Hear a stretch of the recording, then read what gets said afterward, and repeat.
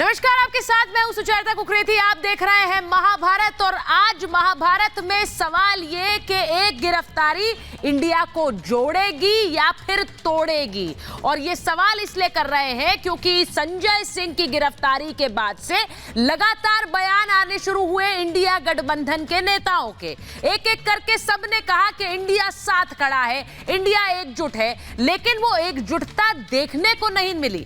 आज दिल्ली में भले ही राहुल गांधी और शरद पवार की बैठक हुई, लेकिन अरविंद केजरीवाल के साथ कोई मिलने नहीं गया है। उनकी पार्टी के किसी नेता से इंडिया गठबंधन के नेता ने मुलाकात नहीं की है। सवाल ये कि ये एकजुटता जो बयानों में आ रही है, क्या वो वाकई गठबंधन में नजर आ रही है या फिर ये गिरफ्तारी इंडिया गठबंधन पर भारी पड़ेगी। मैं इसलिए कह रही हूं, सवाल पूछ रही हूं, क्योंकि ईडी के हिसाब से एक मनी ट्रेल की भी बात अब कही जा रही है। उसके बारे में भी आपको दिखाती हूं जो कि खबरें आ रही हैं। वो खबरें ये हैं कि क्या मुश्किलें बढ़ रही हैं इस गिरफ्तारी के बाद, क्योंकि जो कहा गया ईडी द्वारा वो ये कि संजय सिंह के जो सहयोगी हैं उन पर भी गाज गिरेगी, क्योंकि उनके जरिए ही ये मनी ट्रेल हुआ, पैसों का लेन देन हुआ।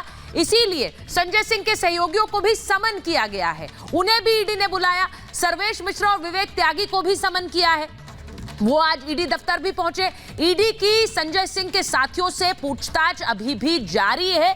अब गवाह दिनेश अरोड़ा ने यह खुलासा किया था कि जो पैसों का लेन देन हुआ वो इन्हीं के जरिए हुआ। सर्वेश को 2 करोड़ रुपए देने की बात है। संजय सिंह के घर 2 बार रुपए दिए गए, ये कहा गया है और ये ईडी के सूत्रों के द्वारा खबर सामने आ रही है। विवेक त्यागी को लेन देन की जानकारी थी, यानी मोटी मोटी बात यह कि करोड़ों का पैसा संजय सिंह को दिया गया और वो भी इन सहयोगियों के जरिए दिया गया।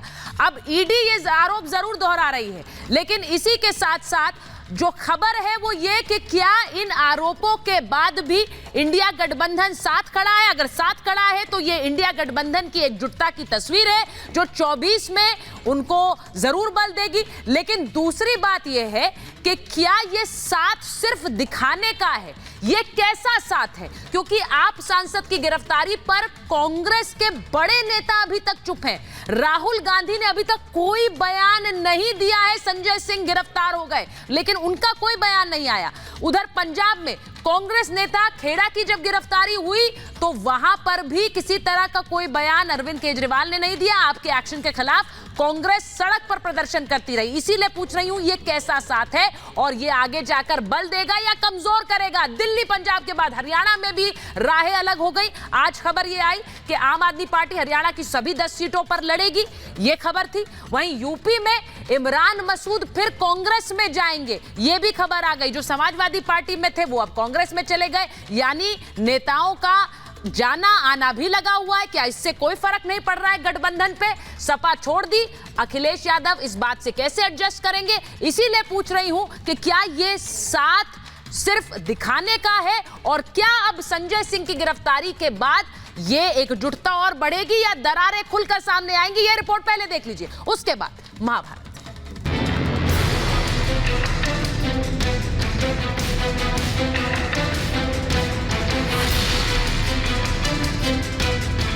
इन लोगों ने ईडी का धन्यवाद करना चाहिए कि ईडी के कारण ये लोग एक मंच पे आए हैं।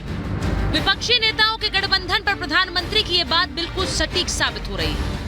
मुझे लगता था देश के चुनाव के नतीजे ऐसे लोगों को जरूर एक मंच पर लाएंगे, लेकिन वो तो हुआ नहीं।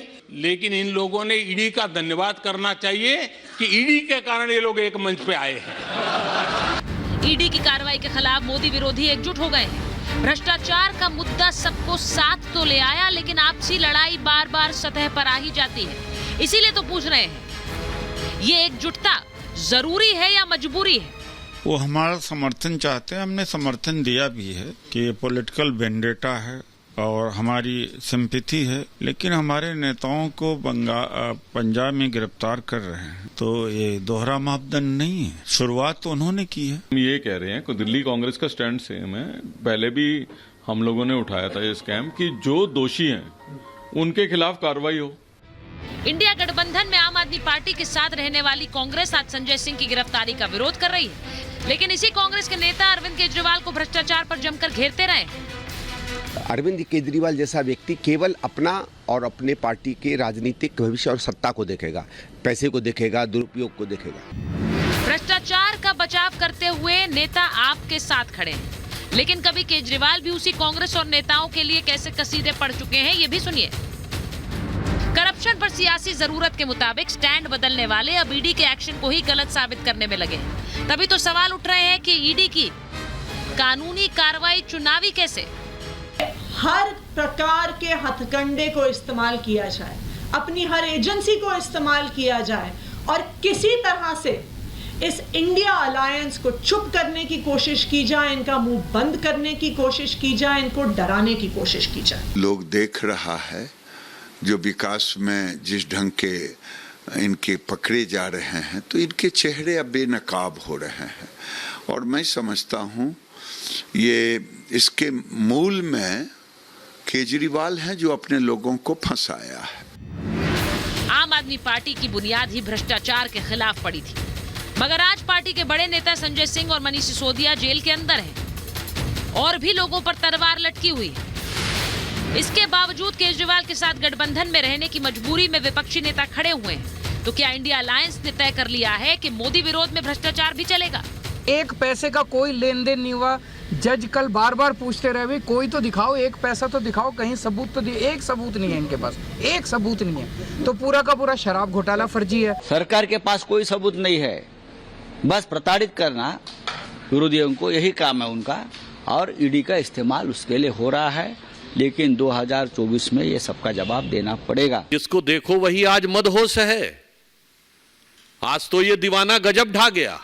मतलब अब एक के बाद एक जिस प्रकार के कैरेक्टर्स उभर के सामने आते जा रहे हैं, मुझे लगता है इसके बाद श्री केजरीवाल जी की बातों की निर्लज्जता और धृष्टता पूरी तरीके से जनता के सामने आ गई। संजय सिंह की गिरफ्तारी क्या 2024 का चुनावी एजेंडा बन गया है? इससे मोदी विरोधियों का गठबंधन मजबूत होगा या फिर और कमजोर होगा?